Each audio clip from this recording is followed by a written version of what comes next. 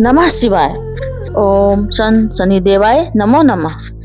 ज्योतिष शास्त्र में शनिदेव को कर्म फलदाता और न्याय के देवता माना गया है। शनिदेव कभी किसी के साथ अन्याय नहीं करते हैं, वो केवल व्यक्ति के कर्मों के अनुसार फल देते हैं। जब शनि की स्थिति कुंडली में प्रतिकूल होती है, वे व्यक्ति की आचरण से अप्रसन्न होते हैं, तो जीवन में कई संकेत मिलते हैं। इसमें से आपको मैं अभी 20 लक्षण के बारे में बताऊंगी जो शनिदेव के बारे में है। ठीक है, जो आपके ऊपर अगर कोई मुसीबत आ रहा है उसमें से 20 लक्षण में से कौन कौन सा है।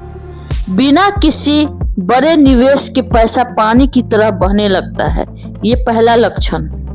दूसरा लक्षण, बेवजह की चिंता और अवसाद घेरे में रहता है। ओके। तीसरा लक्षण, विशेषकर पैरों और घुटनों में अचानक समस्या शुरू होने लगती है। चौथा लक्षण, बनते हुए काम आखिरी वक्त पर बिगड़ जाना या बहुत विलंबित होना हो गया। पांचवा लक्षण, नए जूते भी जल्दी खराब होना या चोरी हो जाना, ये पांचवा लक्षण हुआ। छठा लक्षण, घर में अचानक काले कुत्ते या अन्य पालतू जीव का बीमार होना। सातवां लक्षण, काम टालने की प्रवृत्ति बढ़ जाना और दिन भर सुस्ती रहना। आठवां लक्षण, जुआ सट्टा या नशे की लत लग जाना। नौवां लक्षण, अचानक कानूनी विवादों में फंस जाना। नौवां लक्षण, पदोन्नति रुकना या व्यापार में लगातार नुकसान होना। 11वां लक्षण, अचानक तेजी से बाल सफेद होने या झड़ने लगना। 12वां लक्षण, परिवार के सदस्यों के बीच छोटी से छोटी बातों पर भारी विवाद होना। 13 नंबर, नजर का कमजोर होना या आंखों में संक्रमण होना। 14वां लक्षण, व्यक्ति सच जानते हुए भी बार बार झूठ बोलने लगता है। 15वां लक्षण, सात्विकता छोड़कर तामसिक भोजन की ओर रुचि बढ़ाना। 16वां लक्षण, बिना गलती के समाज में बदनामी होना।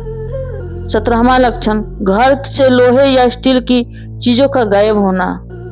18वां लक्षण, यदि घर के पास या कोई पुराना पीपल अचानक सूख जाए। 19वां लक्षण, स्वच्छता से दूर होना और फटे पुराने कपड़ा पहनने का मन करना। 20वां लक्षण, रात में नींद न आना और बुरे सपने देखना। तो ये रही 20 लक्षण। ये 20 लक्षण अगर आप लोग को पता चल रहा है तो आप लोग समझिए कि आप लोग के ऊपर शनि ग्रह का प्रकोप साधे सटी का दहिया चढ़ गया है। तो आइए सुनते हैं एक कथा।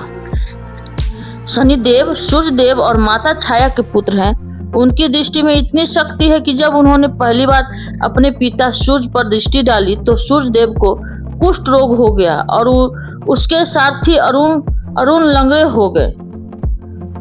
एक बार शनि और भगवान शिव के बीच यह चर्चा हुई कि शनिदेव किसे दंड देंगे। शनिदेव ने विनम्रता से कहा कि वे किसी को दंड नहीं देते हैं, वे केवल समय के साथ कर्मों का हिसाब करते हैं। भगवान शिव ने उनकी परीक्षा लेनी चाहिए और खुद को बचाने के लिए गुफा में छिप गया।